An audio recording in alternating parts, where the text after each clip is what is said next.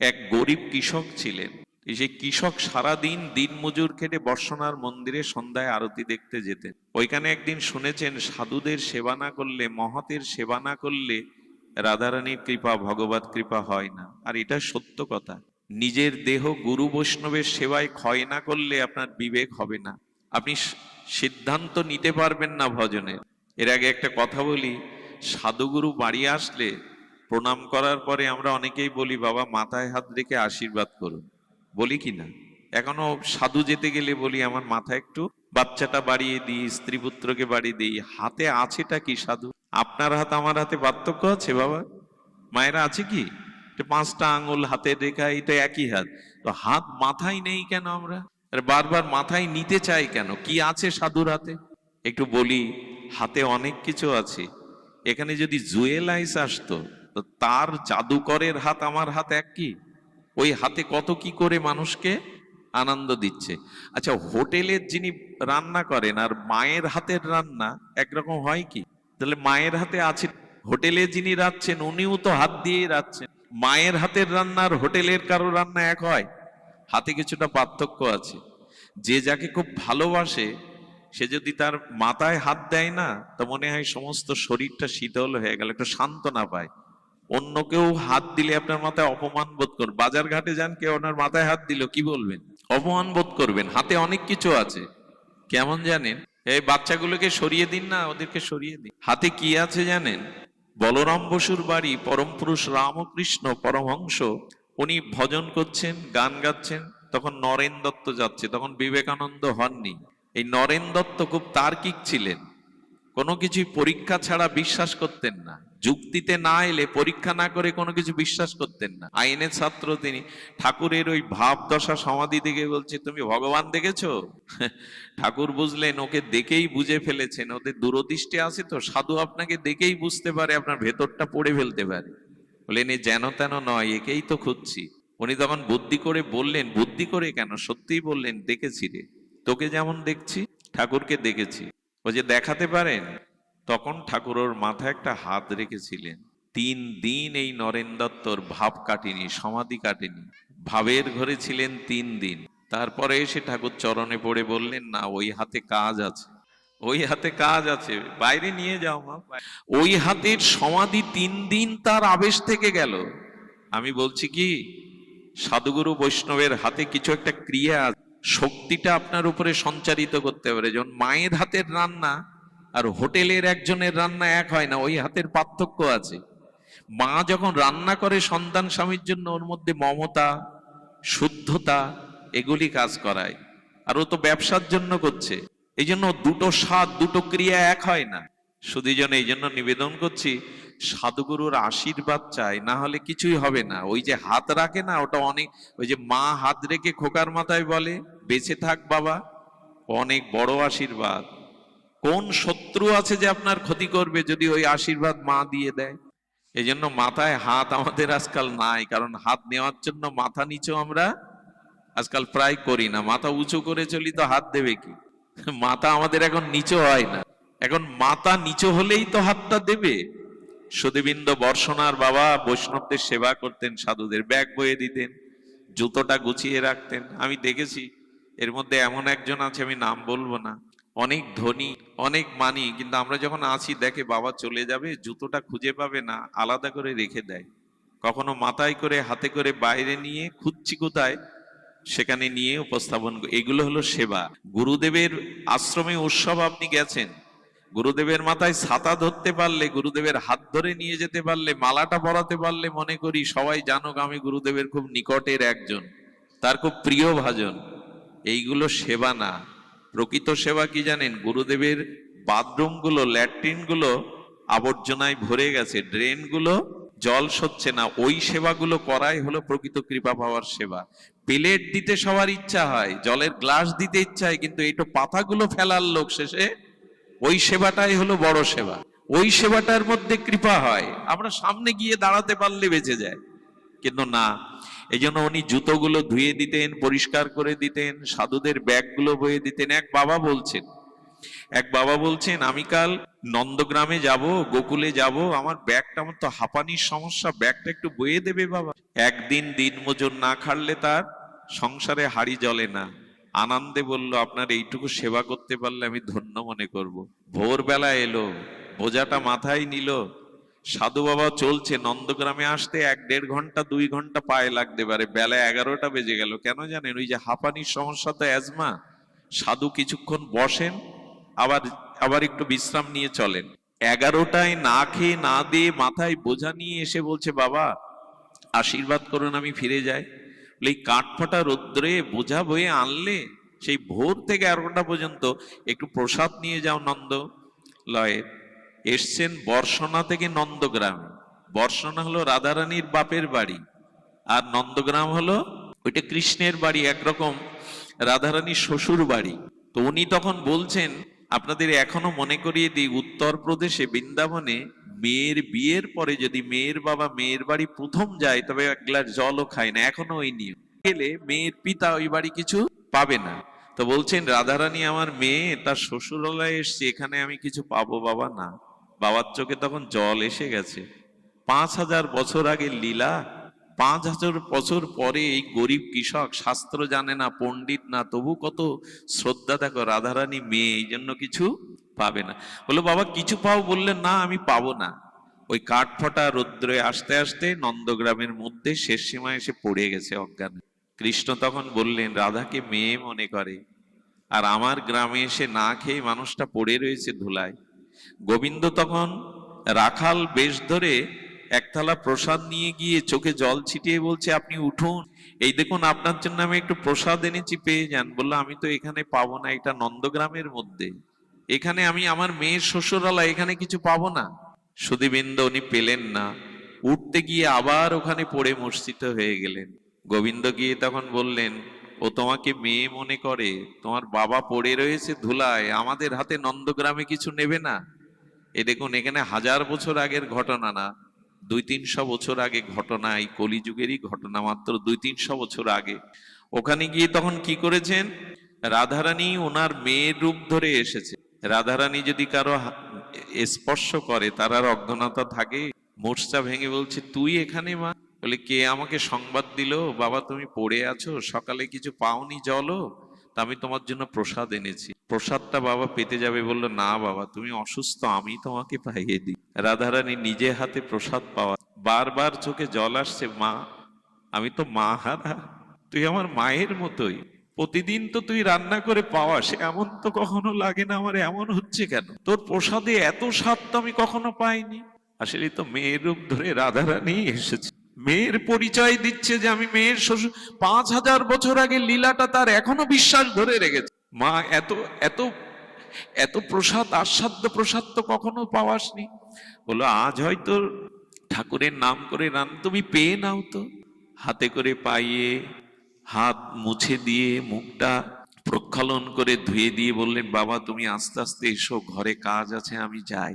বাড়ি ওই প্রসাদ পেয়ে না চোখে জল আসছে।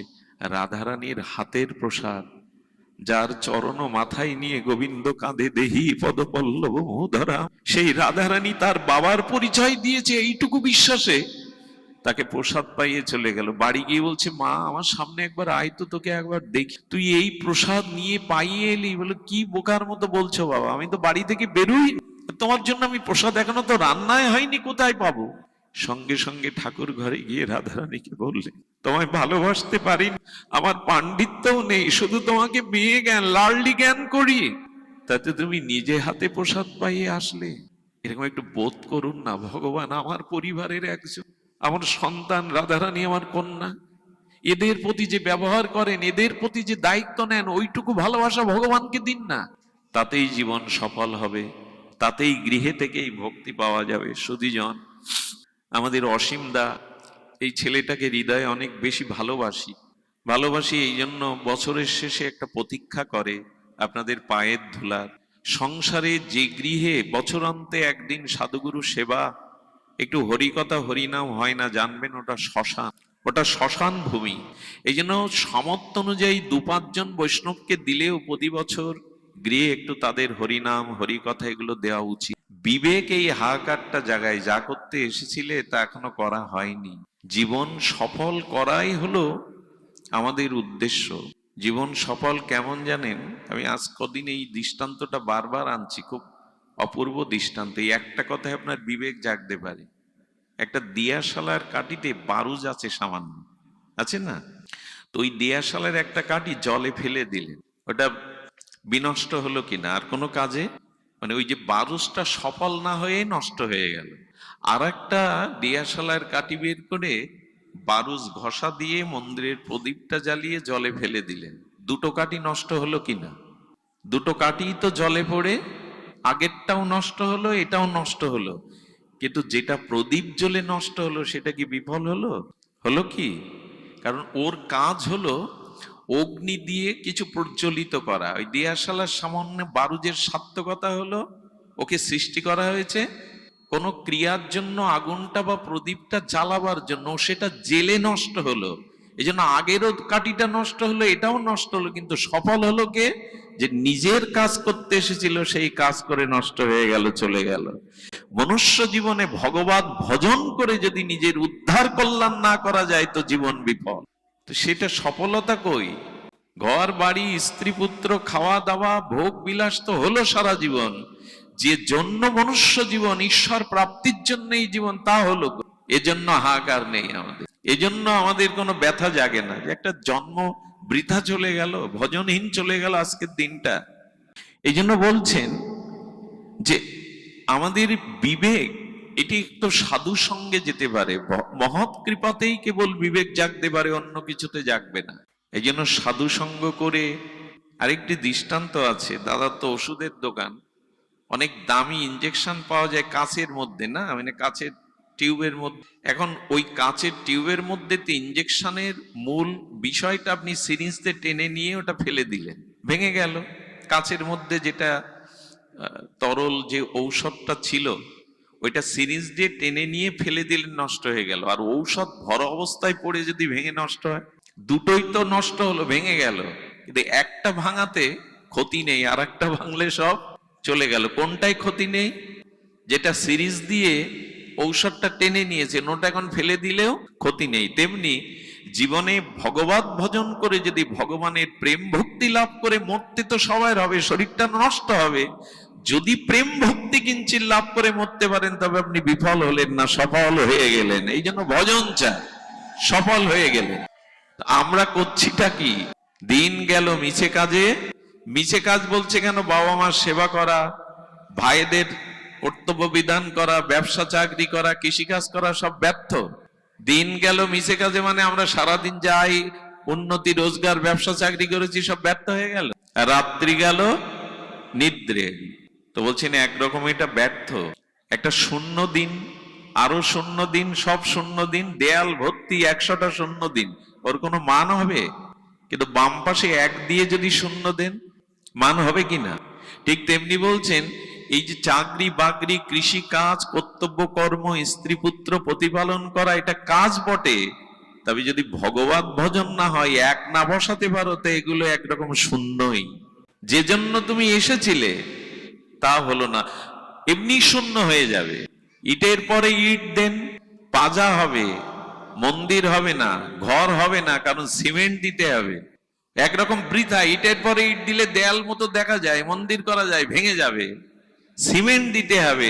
তো চাকরি বাকরি, কৃষিকাজ, স্ত্রী পুত্র পিতামাতা প্রতিপালন করলেন, গোবিন্দ ভজন করলেন না, নিজের উদ্ধার করলেন না, ওই ইটের পরে ইট দেওয়া, সিমেন্ট নেই, ধসে পড়ে যাবে। এরকম বহু জন্ম জন্মেছেন, এইসব করেছেন। এই জন্য বললেন দিন গেল একরকম, এটা মিছে কাজ। ভজন না হলে এটা একরকম। কাঁথা সেলাই তো মায়েরা ছেড়ে দিয়েছেন, এখন কম্বল উঠেছে, তো কাঁথা সেলাই করতে গিয়ে 1 মাস সারা দিন ওই ফোড় দিয়েছে, সন্ধ্যা এসে দেখে ফোড় কাঁথায় লাগেনি। কারণ সেলাই করে ফোড় তুলতে গেলে পেছনে একটা গিট দিতে হয়, সুতো দিতে হয় কিনা, ওইটা দেয়া হয়নি। এখন আপনি গোবিন্দ ভজন করলেন না, তো আর সব করলেন, একরকম সব বৃথাই গেল। ফুলকপি উঠেছে, আর যা যা কিছু দিয়ে রান্না করুন, কিন্তু থু করে ফেলে দিতে হলো, লবণ পড়েনি। মানে কৃষ্ণ ভজন ছাড়া ওই ফুলকপিটা তো বৃথা না, অন্য যে মশলা দিয়ে রান্না করেছেন ওটা তো বৃথা না, কিন্তু লবণহীন একেবারেই আস্বাদ্য হলো না, তো কৃষ্ণ ভজন হলো না, তো মানে জীবনে একরকম বৃথায় ব্যর্থই হয়ে গেল, ব্যথায় ভরা হলো। এই জন্য বলছেন নিজের উদ্ধারের চেষ্টা করাটাই বিবেক, আর এই বিবেক সাধু সঙ্গে ছাড়া জাগবে না। এই জন্য আমাদের উচিত বিবেককে জাগ্রত করার জন্য সাধু সঙ্গ করা। আচ্ছা, ভজনটা আমার জীবনে সাধু সঙ্গ থেকে পেয়েছি কিনা, গুরুদেবের আশীর্বাদে পেয়েছি কিনা, এটা বুঝবার কি উপায়? খুব মন দিয়ে শুনতে হবে, আমার হাতে সময় কম, আমি সার কথাগুলোই বলি। কি করে বুঝতে হবে? আচ্ছা, এই যে তিলক নিয়েছি আমি, আমার মাথায় শিখা আছে, এইটাই কি প্রেম ভক্তির পূর্ণ লক্ষণ? এটা পূর্ণ লক্ষণ না, এটা ধর্মের অঙ্গ, ভজনের অঙ্গ মাত্র, অংশ মাত্র, অংশী না। আমি যে তুলসীর মালা নিয়েছি, দাদা সঙ্গে তিলক নিয়েছি, আমি হরিনাম করছি, এগুলো অঙ্গ বটে, তবে আপনার সাধু সঙ্গ করে ভজন জীবন সার্থক হলো বুঝবেন কি করে? খুব মন দিয়ে শুনুন কথাটি। কি করে বুঝবেন? একটা দৃষ্টান্ত দেই। আপনি মাটি পরিপাটি করে, ক্ষেত্র পরিপাটি করে প্রস্তুত করে শস্য বীজ দিলেন। এখন তো শস্য বীজ বোনার সময়, শস্যগুলো খেতে দেখা যাবে? ছড়ানোর পরে কি দেখা যাবে? ক্ষেত দেখা যাবে, মাটি দেখা যাবে, শস্য দেখা যাবে? দূর থেকে দেখা যাবে না।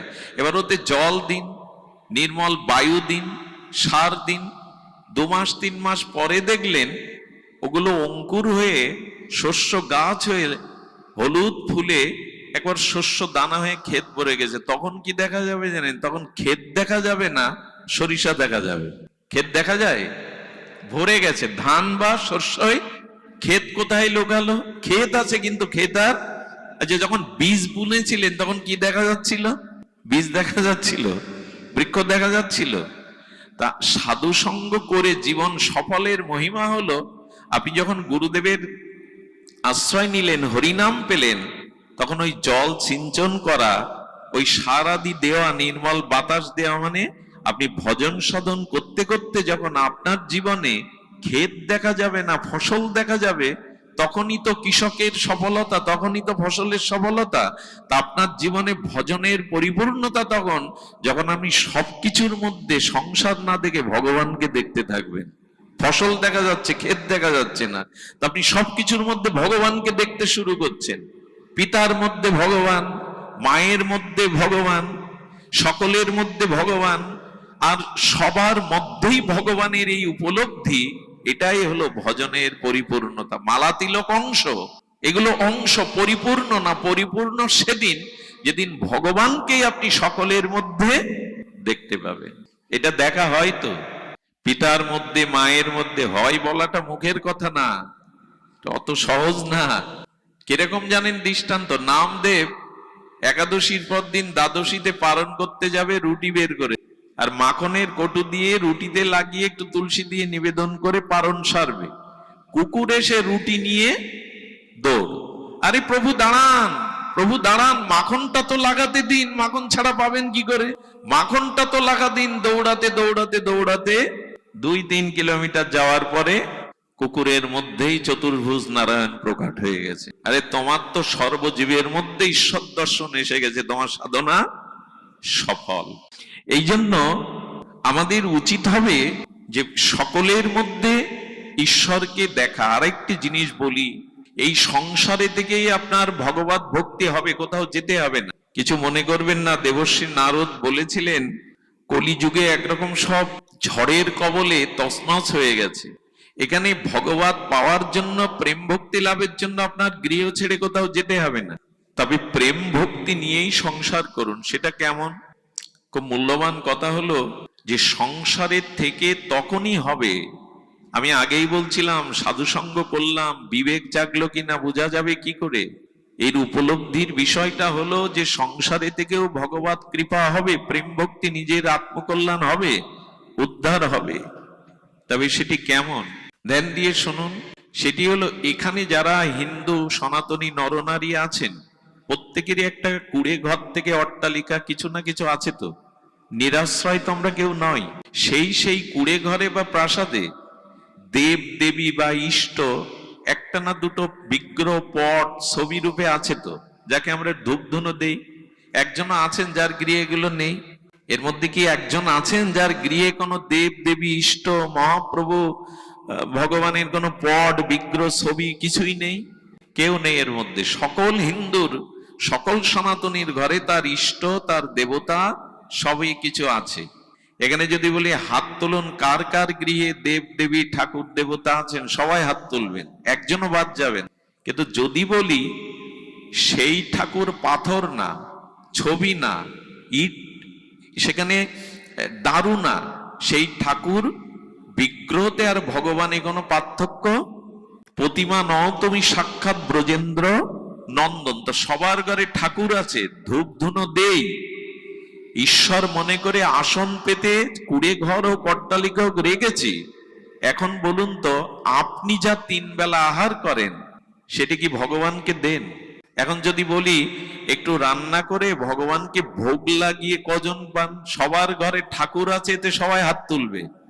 এখন যদি বলি কজন নিবেদন করে ভগবানকে দিয়ে পান, এর মধ্যে 10 জন লোক হাত তুলতে কুণ্ঠিত বোধ করবে। তো কিসের ভজন, কিসের ভগবত উপাসনা? জল তুলসী দেই, আপনি জল তুলসী খেয়ে বেঁচে থাকুন 2 বছর, আপনাকে কে যোগাচ্ছেন এই অন্ন, খাদ্য, জল? গীতা একটা শব্দ আছে, গতির ভর্তা প্রভু সাক্ষী নিবাস সারানাং সুহৃদ প্রভাব প্রলয়ং স্থানাং নিধানানাম বীজমব্যয়ম। তিনি আপনাকে খাওয়াচ্ছেন, পড়াচ্ছেন। একবার গোবিন্দ সত্যভামা দেখি বলছেন, সমস্ত জীবকে আহার দিয়ে তবে আমি আহার করি। গোবিন্দ বলছেন, সত্যভামা বলছে একটু পরীক্ষা করা দরকার, তুমি সবাইকে আহার করিয়ে তবে আহার করো। উনি করেছেন কি, সিঁদুরের একটা কৌটার মধ্যে একটা পিপিলিকা ভরে রেখেছে, দেখি একে কি করে খাদ্য দিয়ে তবে তুমি পাও। ভগবান যখন সেবা করতে বলছেন, প্রভু আপনার এই কথা তো আমি বিশ্বাস করতে পারলাম না যে সব জীবকে আহার দিয়ে আপনি আহার পান। এই দেখুন, এই কৌটোর মধ্যে একটা পিপিলিকা দুপুরে ভরে রেখেছিলাম, ওর খাদ্য আপনি জোগান নিয়ে আস। গোবিন্দ হেসে বললেন, কৌটাটা খোলো। খোলার পরে দেখলো যে পিঁপড়েটা যখন সত্যভামা দেবী ভরেছে, তখন গোবিন্দ ওনার মাথার উপর থেকে একটা খুদের দানা ওর মধ্যে ফেলে দিয়েছে, ওটা আর চোখে আসেনি, ওটাই ও খাচ্ছে। দেখো তো, যিনি আপনার ভরণ পোষণ পালন 10 মাস 10 দিন মার গর্ভে কে খাইয়েছিল ওখানে আপনাকে?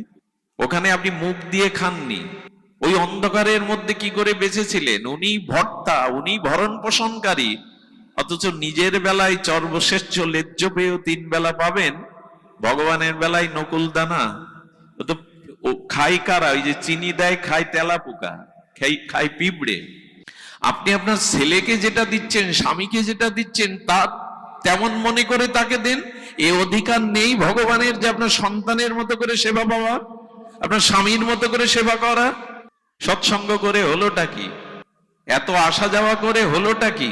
এখানে আসলে প্রসাদ দাও, প্রসাদ না পেলে অনেকে রাগ করে উঠে যান, এই ঠিক মতো প্রসাদ দেওয়া হয়নি, দিচ্ছে না। প্রসাদ পাওয়ার লোভ এইখানে আমরা আসি, কারণ প্রসাদ পেলে কৃপা হয়, প্রসাদ ভগবানের কৃপা। তো বাড়িতে তো ভগবানকে দিয়ে প্রতিদিন পেতে পারেন, এরকম দৌড়াতে হয় না, তো সে ব্যবস্থা নেই কেন? হলো কি? বিবেক জাগলো? এই জন্য আমরা শুনছি বটে, স্রোতের মতো আসছি বটে, অনুষ্ঠান করছি বটে, কিন্তু নিজের ভোগ বাসনা ত্যাগ করে ভগবানকে সুখ দেওয়ার বাসনা আমাদের মধ্যে এখনো ওইটুকুই। ওই 2-4 ঘন্টা কথা শুনতে ভালো লাগে, আসতে ভালো লাগে, কিন্তু তারপর একথা অস্বীকার করতে পারবেন?